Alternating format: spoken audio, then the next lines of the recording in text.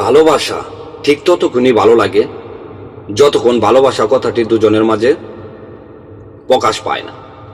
ভালোবাসা কখনো আমাদের মনে আঘাত করে না, আঘাত করে আমাদের সেটা হলো অতিরিক্ত কিছু আশা। যেমন তারে কি পাবো না পাবো না, সে কি অন্য কারো হয়ে যাবে, আমি কি তাকে জীবনেও পাবো না, এই ভাবনাগুলো যে ভালোবাসায় থাকে সে ভালোবাসা কখনো হেরে যায় না।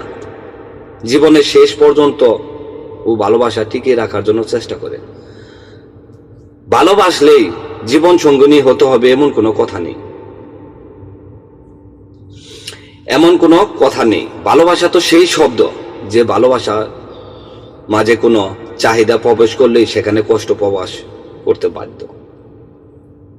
জীবনের প্রথম ভালোবাসা হচ্ছে সত্যিকারের ভালোবাসা, যে ভালোবাসার মধ্যে কোনো চাহিদা নেই, থাকে শুধু ভালোবাসার মানুষটাকে একটু দেখা করার জন্য উত্তেজনা, একটু কথা বলার জন্য উত্তেজনা, ভালোবাসার মানুষটাকে সুখী রাখার জন্য হাজারো চেষ্টা করা, এটাই ভালোবাসা।